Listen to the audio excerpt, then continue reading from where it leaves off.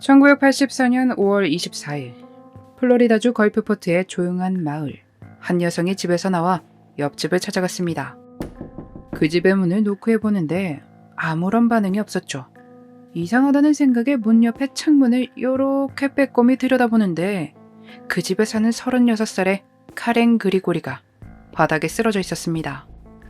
깜짝 놀란 여성은 서둘러 집으로 돌아가 911에 신고를 합니다. 카렌은 일부의 옷만 착용한 상태였죠. 출동한 경찰은 집과 주변을 조사하기 시작했고 유리가 깨진 것과 카렌이 몸싸움을 벌인 흔적들을 발견했습니다. 또 바닥에 혈흔 자국이 묻은 발자국이 있었는데 카렌의 발은 깨끗했기에 이 발자국의 주인은 범인인 것으로 추정됐습니다. 그녀의 남자친구는 당시 로드아일랜드에 있었고 얼마 전부터 카렌과 연락이 되지 않아 걱정을 하고 있던 상태였죠. 그래서 카렌의 이웃에게 연락해 카렌과 연락이 안 된다며 확인을 부탁했고 그래서 이웃이 그 집을 찾아갔다고 합니다. 경찰은 주변 이웃들에게 인터뷰했고 많은 사람들이 질문에 응했습니다. 주변 이웃들은 사건 당일날 비명 소리를 들었다고 경찰에 전했는데 어디서 나는 소리인지 알아내지 못했기에 경찰에 신고하지 않았다고 합니다. 이렇게 소리를 들었다는 사람이 12명이었죠. 그 중에는 소방관으로 일하는 조지 루이스라는 남성이 있었는데 약간 마을의 수호자? 캡틴? 방범대장 같은 사람으로 주변 이웃들로부터 신임을 받던 사람이었습니다.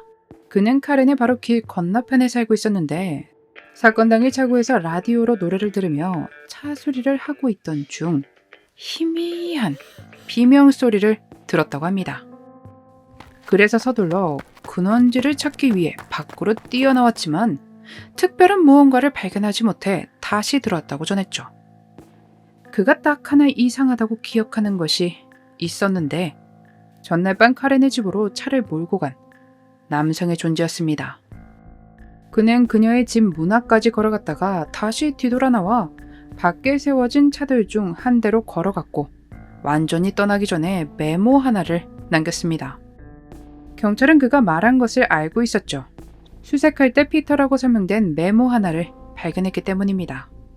경찰은 피터라는 사람에 대해 조사하기 시작했고 그 사람을 찾아냅니다. 카렌의 친구인 피터 쿰블이라는 사람이었는데 그는 그날 카렌에게 테이프를 전해주기 위해 집에 들렀었다고 말했죠.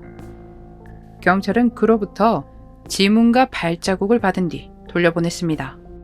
일단은 그를 용의자로 올려둡니다. 사건이 있고 사흘 뒤 그녀의 검사 결과가 나오는데 그녀는 발견되기 하루 반 전에 해를 입은 것으로 확인됐죠. 카렌의 남자친구 데이비드는 소식을 듣고 여행에서 마을로 돌아와 경찰을 만나러 찾아갔습니다. 그는 자신은 결백하고 오히려 피터 쿰블이 의심된다고 말했죠. 남자친구의 의심도 그렇고 경찰 역시 피터 쿰블에 대한 의심을 버리지 못했기에 그를 찾아가 알리바이를 다시 확인했습니다. 피터 쿰블은 그날 당일 자신은 집에 있었다고 강하게 말했습니다. 참 그가 의심은 가는데 그와 연결될 증거는 없었고 이번에도 그저 용의자로 올려두기만 합니다. 그렇게 수사를 시작한 지 5개월이 지나갔죠.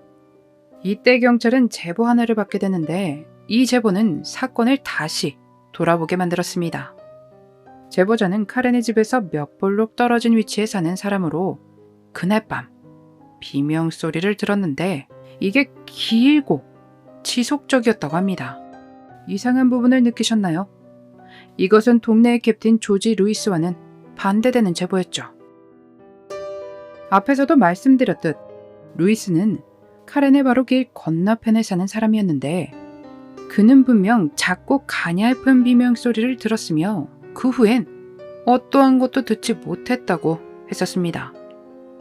일치하지 않는 부분을 확인하기 위해 루이스를 경찰서로 불렀죠. 그는 이전과 마찬가지로 아주 희미한 비명 소리를 들은 것이 맞다 주장을 하며 거기에 추가적으로 카렌의 집 나무 근처에서 빨간 머리의 키 큰 남성을 봤다고 말했습니다. 경찰은 왜 처음 질문을 했을 때 그 이야기를 하지 않았냐 라고 물었지만 루이스는 답변해주지 못합니다. 일단은 루이스가 말한 빨간머리 남성에 대해 조사를 벌였고 몇몇 인물의 사진을 그에게 보여주었습니다. 그러나 그는 그 중에 어떠한 인물도 짚어내지 않았습니다. 경찰은 주변 이웃들을 다시 탐문하며 혹시 배회하던 인물을 본 적이 없냐며 조사를 하던 중 뜻밖의 이야기를 전해듣는데 누군가의 인기척에 확인을 하기 위해 창문에 가까이 다가갔을 때 도망친 남성이 있었답니다.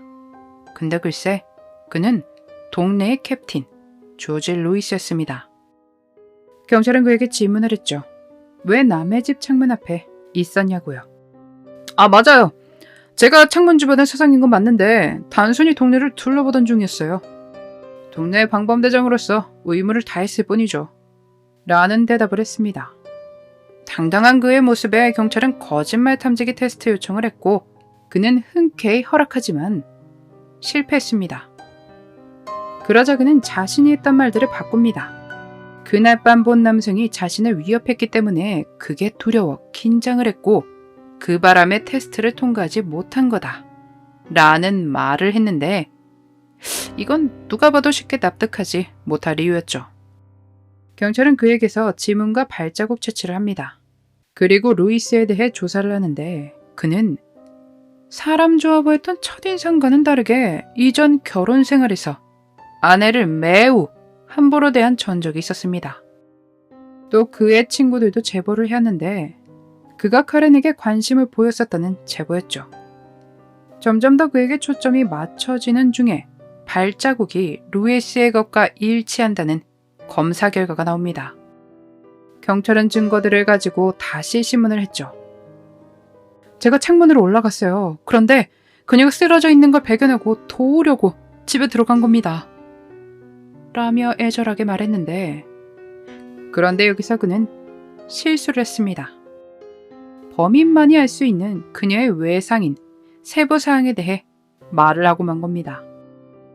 경찰은 루이스가 카렌의 남자친구가 집을 떠날 때까지 기다렸다가 범행을 저지른 것이라고 믿었습니다. 그렇게 그는 체포되어 재판이 열립니다. 최종적으로 가석방 가능성 없는 종신형이 내려져 수감 생활을 하다 2015년 감옥에서 숨을 거둡니다. 동네의 지킴이를 자칭했고 소방관으로 일을 하고 있었기에 그 누구도 그를 이상한 사람이라 생각지 못했을 것입니다. 이상하다고 생각해도 쉽사리 말하지 못했겠죠.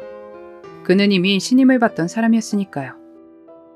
믿을 사람이 없다는 말은 루이스뿐만 아니라 카렌의 이웃들 역시 해당되지 않나 생각됩니다. 무려 12명이 그녀의 비명 소리를 들었지만 그 누구도 신고를 하지 않았으니까요. 어디에서 누가 소리를 지르는지 몰라도 신고를 할 수 있었을 텐데. 그래요. 신고라는 게 마냥 쉬운 일은 아닙니다. 그렇기 때문에 그들을 탓할 순 없지만 아쉬운 마음이 드는 건 어쩔 수가 없네요.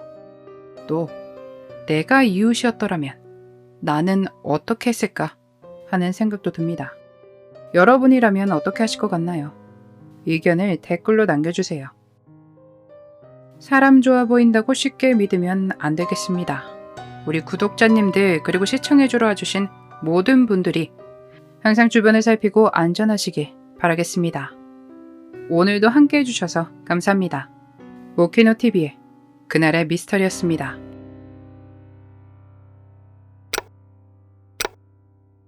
마지막까지 시청해주셔서 감사합니다. 좋아요와 구독은 저에게 큰 힘을 줍니다. 오늘 하루도 수고하셨습니다. 좋은 밤 보내세요.